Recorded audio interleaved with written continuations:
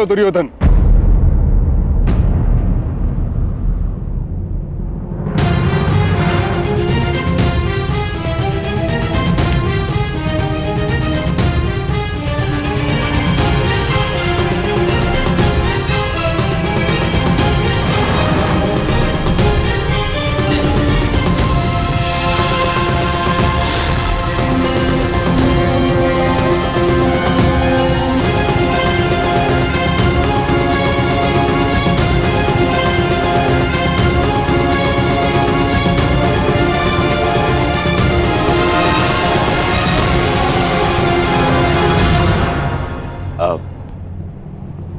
आइए पितामह, मैं सौभाग्यशाली हूं कि मुझे मेरे विवाह में आपका आशीर्वाद मिलेगा। आइए। तुमने ये सोच भी कैसे लिया दुर्योधन कि तुम बलपूर्वक विवाह करोगे और मैं आशीर्वाद दूंगा?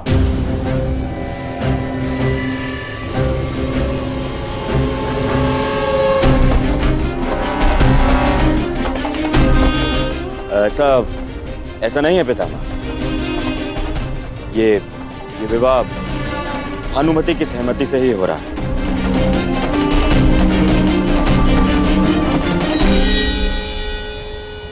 यदि ये विवाह भानुमति की सहमति से होता तो ये अंग में नहीं कलिंग में होता।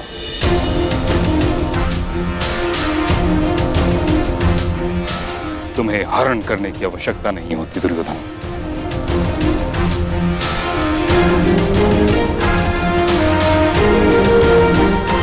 पुत्री भानुमति, दुर्योधन ने जो किया उसके लिए मैं हस्तिनापुर की ओर से क्षमा प्रार्थी हूं।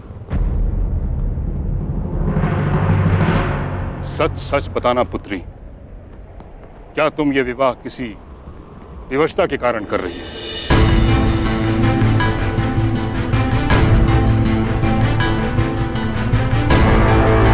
स्वयंवर में जो हुआ, परंतु इस समय भीष्म तुम्हारे सामने उपस्थित है। किसी से भयभीत होने की कोई आवश्यकता नहीं। यदि यह विवाह तुम्हारी सहमति से नहीं हो रहा तो मैं वचन देता हूं कि तुम्हें सम्मानपूर्वक कलिंग वापस भेज दिया जाए।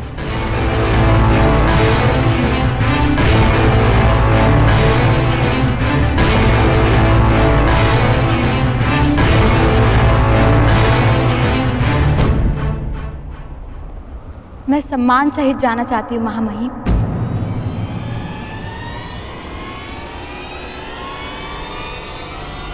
परंतु कलिंग नहीं, हस्तिनापुर।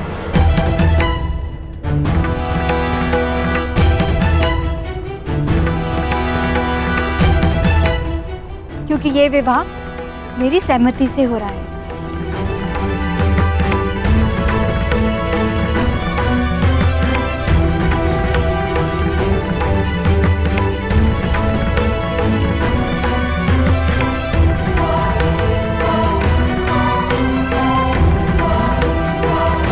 तो आप मुझे आशीर्वाद देंगे ना पितामह, और मित्रकर्ण को भी। मेरे साथ साथ आज वो भी दंपत्ति जीवन में प्रवेश कर रहा है।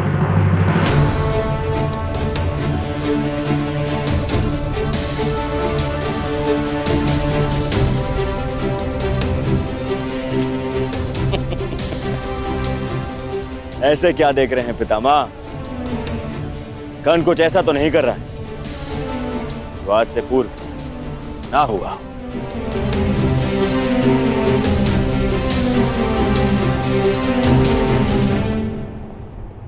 कर्ण ने ऐसा ही कुछ कर दिया जो आज से पूर्व नहीं हुआ।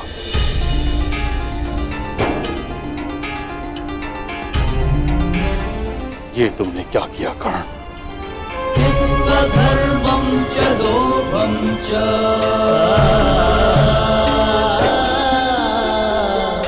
मोहं चोऽध्यमस्थितः। विवाह की रीतियां संपन्न करें पुरोहित।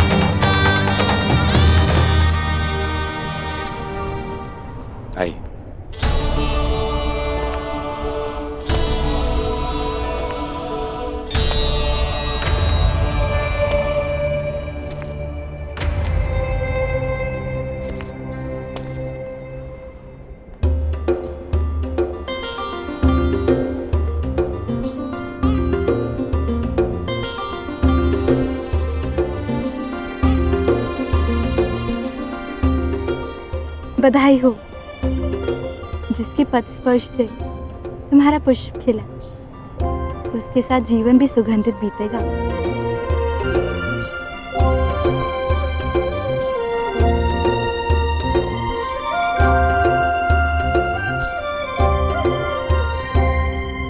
अंगराज कर्ण,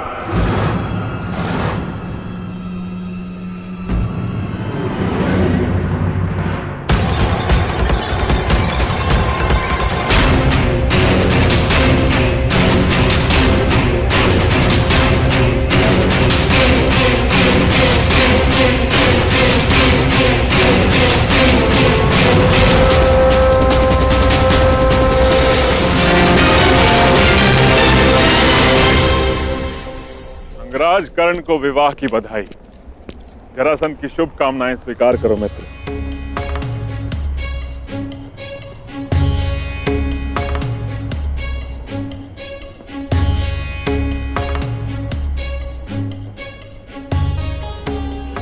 आमंत्रित किए बिना ही आप यहाँ आए हैं मगध नरेश, तो स्पष्ट है कि आपका यहाँ आना केवल बधाई देना नहीं होगा।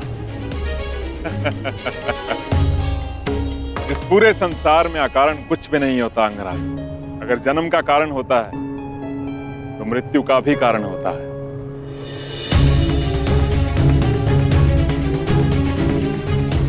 वर्षा आने का कारण धरा की प्यास को बुझाना होता है और अग्नि जलने का कारण घर्षण होता है।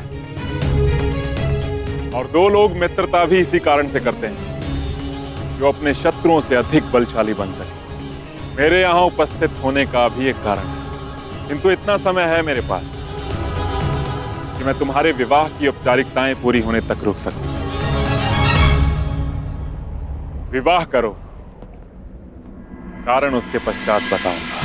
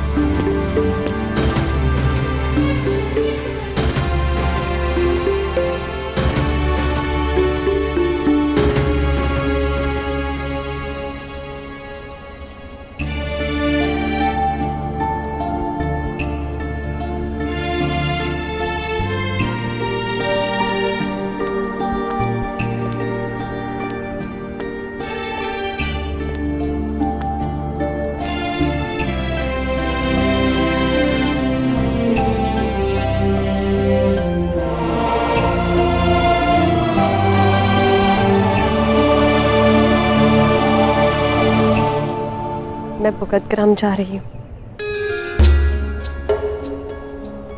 मेरी चिंता मत करना, पिताश्री है मेरे साथ।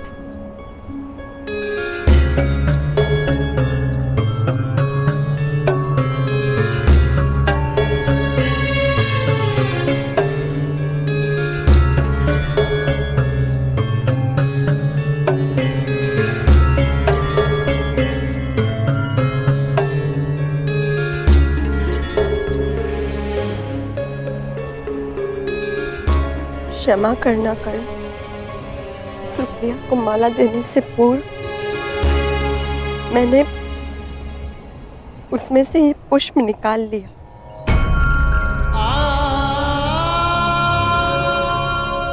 स्मरण है कर्ण, तुमने कहा था हमारा प्रेम पुष्प की सुगंध भाती है।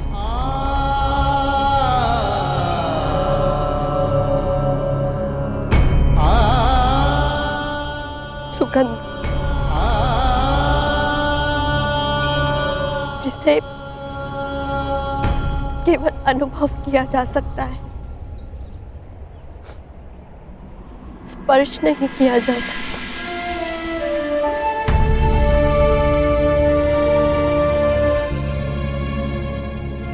जाओ कर्ण, अपने प्रसन्न गृहस्थ जीवन का प्रारंभ करो।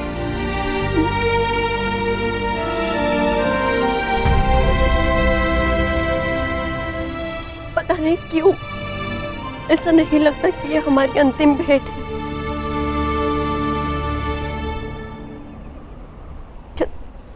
क्या तुम्हें नहीं लगता?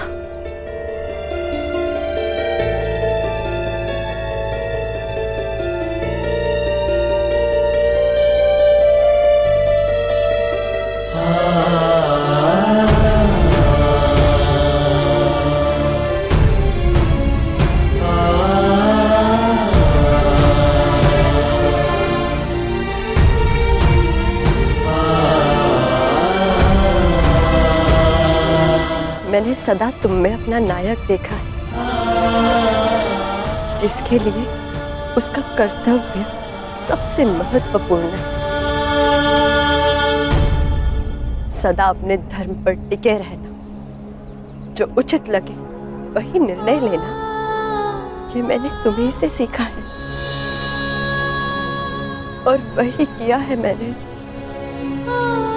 मैं जा रही हूँ कर्ण, परंतु जिस प्रकार एक दीपक के बुझ जाने से प्रकाश नहीं मरता, एक स्वप्न के टूट जाने से आशा नहीं मरती, एक फूल के मुरझा जाने से उपवन नहीं मरता, उसी प्रकार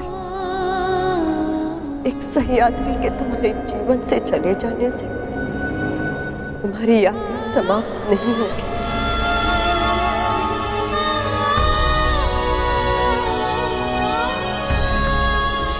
योद्धा की आवश्यकता युद्ध में ही पड़ती है मेरे। और ये युद्ध किससे करना है? सारा संसार जानता है कि जरासंध का सबसे बड़ा शत्रु कौन है। हम वासुदेव कृष्ण पर आक्रमण करेंगे कर्ण।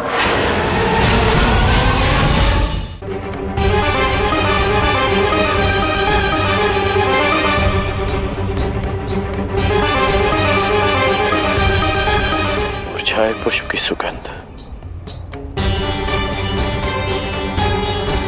पुष्प को खो देने का स्मरण कराती है।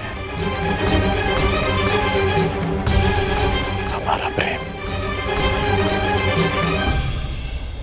सुगंध बनकर नहीं, एक पीड़ा, एक वेदना बनकर हमारे हृदय में हमेशा रहेगा।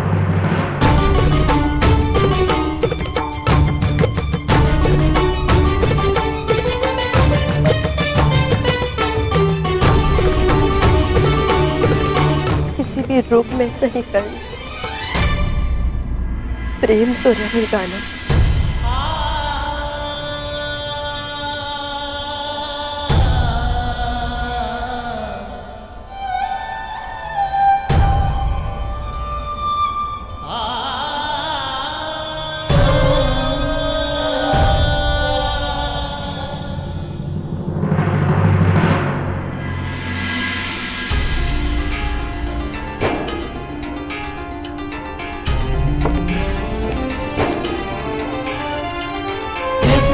धर्मं च लोभं च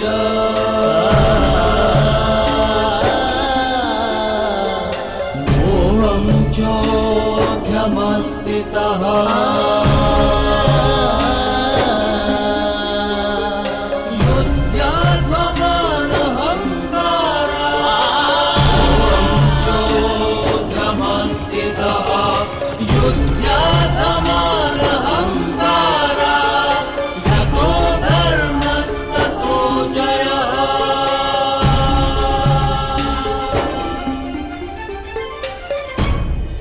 योद्धा की आवश्यकता युद्ध में ही पड़ती है मेरे। और ये युद्ध किससे करना है? सारा संसार जानता है कि जरासंध का सबसे बड़ा शत्रु कौन है।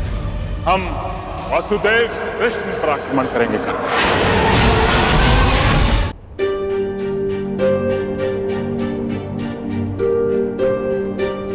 अब अपने आने का कारण बताइए मगध नरेश। मैं आया क्योंकि समय भी आ गया है मेरे। मुझे दिया हुआ वचन पूरा करने का समय आ गया। स्मरण है ना वो वचन कि तुम एक बार मेरी सहायता के लिए अवश्य आओगे। कल प्रातः मैं अंग और मगध की सीमा पर तुम्हारी प्रतीक्षा करूंगा। परंतु आपको सहायता क्या चाहिए?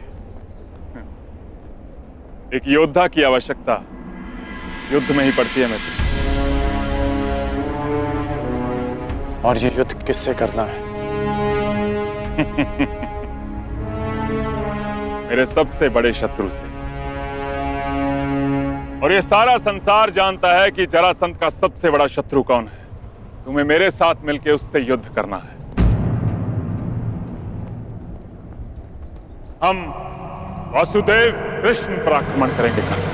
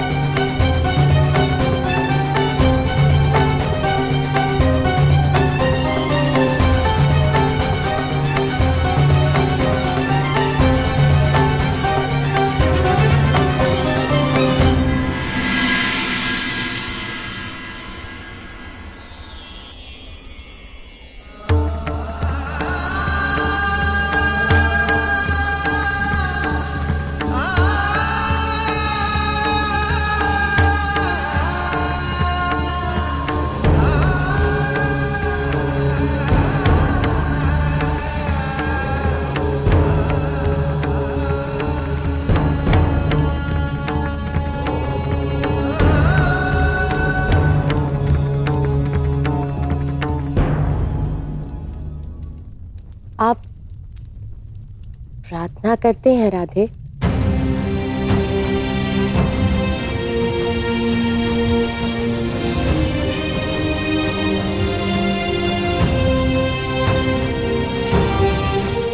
मैं करती हूँ सदा नियम से। और एक कुंवारी कन्या की प्रार्थना सदा उसके पति के विषय में होती है। तो क्या मांगा आपने अपनी प्रार्थना में? यही कि मेरा पति ऐसा हो जिसके सामने आते ही मेरा शीश आदर से झुक जाए और जिसके विषय में सोचकर गर्व से उठ जाए। परंतु हर स्त्री की भांति मेरे मन में भी चिंता रहे कि मेरे आराध्य मेरी प्रार्थना सुनेंगे या नहीं। जो पूछना चाहती हैं स्पष्ट रूप से पूछिए।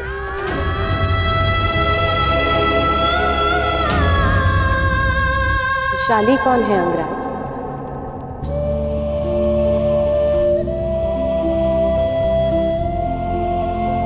और उससे आपका क्या संबंध है? हम दोनों का विवाह नियति का एक ऐसा मोड़ है जिसकी मैंने कभी कल्पना नहीं की थी। क्योंकि जिस मंडप में हम दोनों का विवाह हुआ उसी मंडप में वैशाली और मेरा विवाह होना था। मैं तुमसे विवाह करना चाहता हूं। पहली बार वो मेरा घर नहीं, हमारा घर। सूर्य को साक्षी रखकर वचन दोकर कि तुम सुप्रिया से विवाह करोगे। ये सूत पुत्र राधेकरण वचन देता है कि मैं सुप्रिया से विवाह करूंगा। वैशाली का प्रेम मेरे हृदय में हमेशा रहेगा। परंतु एक पति का कर्तव्य, एक पति का धर्म निभाने में कर्ण कभी कोई त्रुटि नहीं करेगा।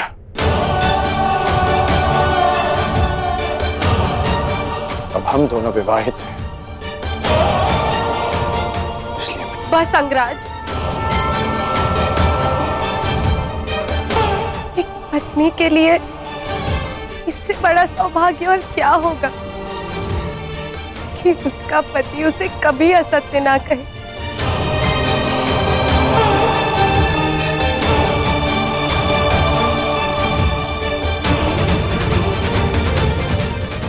मेरे आराध्य ने मुझे मेरी पूजा का फल दे दिया।